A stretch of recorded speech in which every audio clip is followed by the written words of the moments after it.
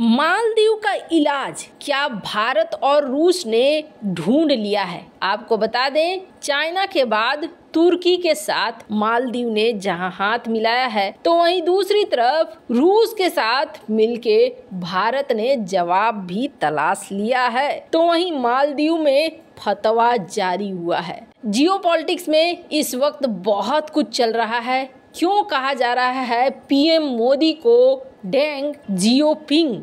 Geopolitics में इस वक्त बहुत कुछ चल रहा है, जानने को आपको बहुत कुछ मिलेगा। आइए जानते हैं इन खबरों को विस्तार से। आपको बता दें, भारतीय सेना को जाने का आदेश देने के बाद अब मालदीव के मोहम्मद मुइज़ू सरकार एक के बाद एक भारत विरोधी देशों के साथ अपने रिश्ते मजबूत करने में जुट गई है। चीन के साथ कई समझौते करने के बाद मुइज़ू सरकार अब तुर्की के साथ घातक ड्रोन समझौता कर रही है। मुइज़ू सरकार ने तुर्की की कंपनी बाइकर के साथ 3 करोड़ 70 लाख डॉलर के एक समझौते पर साइन किया है। बाइकर तुर्की के राष्ट्रपति अर्दोगन के दामाद की कंपनी है। मालदीव में पद संभालने के बाद मुइज़ू सबसे पहले तुर्की ही गए थे। तुर्की के ये ड्रोन आर्मेनिया से लेकर यूक्रेन की जंग में तबाही मचा चुके हैं। भारत का पड़ोसी दुश्मन देश पाकिस्तान भी इन किलर ड्रोन का इस्तेमाल करता है। मालदीव की मुइज़ू सरकार का कहना है कि वो अपने विशाल समुद्री इलाके की निगरानी के लिए इन मिलिट्री ड्रोनों की खरीद कर रहा है। मालदीव की मीडिया रिपोर्ट के मुताबिक मुइज़ू सरकार ने इस ड्रोन डील के लिए पैसा भी जारी कर दिया है। इससे पहले भारत ने मालदीव को अपने समुद्री तटों की निगरानी के लिए डॉर्नियर विमान और हेलीकॉप्टर दिया था। भारतीय सैन्य तकनीकी दल इस विमान की रिपेयरिंग करता था।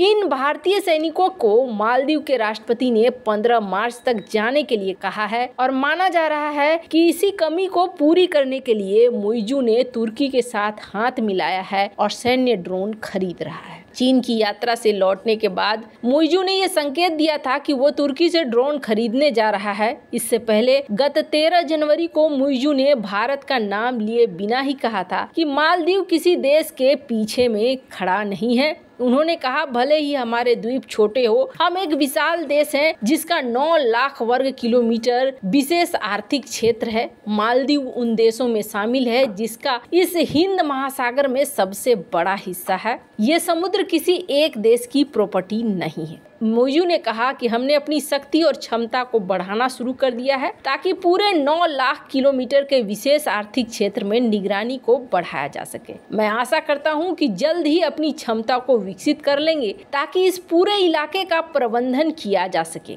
यही नहीं, मुइज़ू सरकार ने तुर्की से सैन्य ड्रोन के लिए रास्ता साफ करते हुए आयात ड्यूटी को भी हटा दिया है। मालदीव की सेना ने अभी डील पर कोई बयान नहीं दिया है। अभी तक भारत और मालदीव की नौसेना मिलकर इस पूरे इलाके की निगरानी करते थे। इस इलाके में चीन की धमक बढ़ती जा रही है और अब मालदीव ने इसका फायदा उठाते हुए भारत को गीदड़ भभकी देना शुरू कर दिया। मालदीव की सेना पहली बार सैन्य ड्रोन विमान खरीदने जा रही है, वह भी तब जब मालदीव को चीन के कर्ज के नीचे दबा हुआ है। मालदीव ने भारत से भी अरबों डॉलर का कर्ज ले रखा है। इसके बाद भी मुइज़ू भारत को धमकाने के लिए कर्ज लेकर घी पी रहे हैं। भारत और मालदीव की इस दुश्मनी से तुर्की और चीन मालामाल होने जा रहे हैं। आपको बता दें, मालदीव कम से कम 3 लड़ाकू ड्रोन तुर्की से खरीदने जा रहा है। इससे मालदीव की सेना भारत से सटे समुद्री इलाके में 24 घंटे तक निगरानी कर सकेगी। मालदीव में इस वक्त क्या हो रहा है, कट्टरपंथ भी हावी होता हुआ दिख रहा है। स्क्रीन पर एक आर्टिकल देखिए। मालदीव में जिस तरीके से अब इस्लामी संस्थाओं ने ये ऑर्डर दे दिया है, फतवा जारी कर दिया है कि कोई भी इंसान अगर शरीर पर टैटू बनवाता हुआ दिखा और टैटू मिला तो ये बहुत ही खराब होगा और टैटू को हम उसी हिसाब से ट्रीट करेंगे जो हमारे शरिया कानून में है। मतलब धीरे धीरे यहाँ पर आपको ठीक पाकिस्तान और तुर्की के तरह कट्टरवाद मिलेगा। अब जहां कट्टरवाद आपको मिल जाता है, वहां समझ लीजिए कि उस देश की ग्रोथ खत्म हो जाती है। अब रही बात कि भारत क्या कर रहा है, भारत क्या इसका कोई उपाय निकाल रहा है या फिर नहीं, तो आपको बता दें भारत ने इसका जबरदस्त उपाय निकाला है। ये पीएम मोदी का लक्षद्वीप जाना और इसके अलावे रूस के साथ एक बेहद खास डील ये साइन करना, ये सब कुछ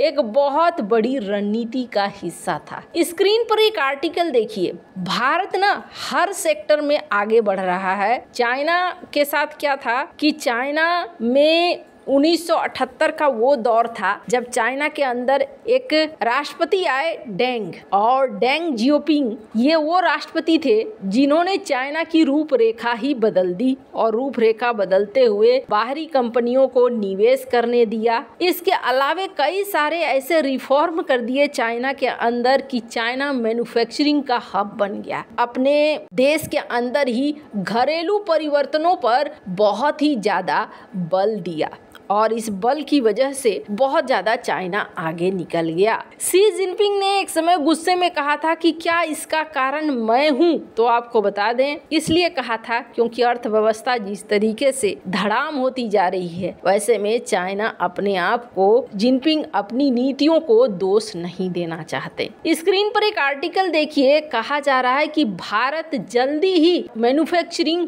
हब बन जाएगा, यानी भारत ही दुनिया भर को सप्लाई करेगा, क्योंकि बड़े बड़े जाइंट यहाँ पर धीरे धीरे आ रहे हैं तो वही हाल होगा। यही वजह है कि एक बड़े मशहूर लेखक हैं, उन्होंने ये कहा कि मोदी भारत के लिए डेंग जियोपिंग है। रे डेलियो ने कहा, जिस तरीके से डेंग जियोपिंग ने चाइना के अंदर पूरा बदलाव करके चाइना को एक शक्तिशाली आर्थिक तौर पर देश बना दिया, वैसा ही भारत के साथ है। अब आपको बता दें कि मालदीव को काउंटर करने का प्लान काफी पहले से कैसे बन गया। स्क्रीन पर एक जगह देख रहे हैं, ये है मट्टाला एयरपोर्ट। मट्टाला एयरपोर्ट को अगर आप देखेंगे तो मट्टाला एयरपोर्ट में कुछ भी नहीं है, सुनसान बियाबान जगह है। इस एयरपोर्ट का कोई इस्तेमाल नहीं होता है। मट्टाला राजपक्षा इंटरनेशनल एयरपोर्ट को भारत और रूस दोनों मिलकर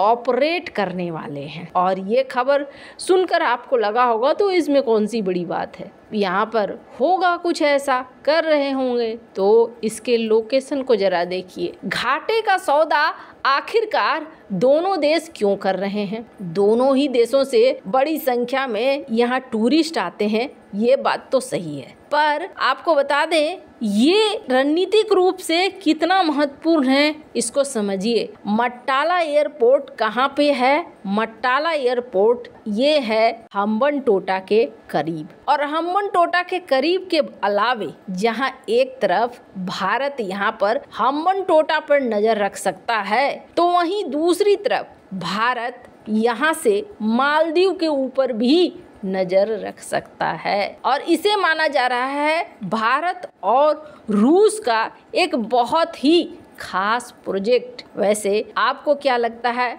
इन सब मामले में?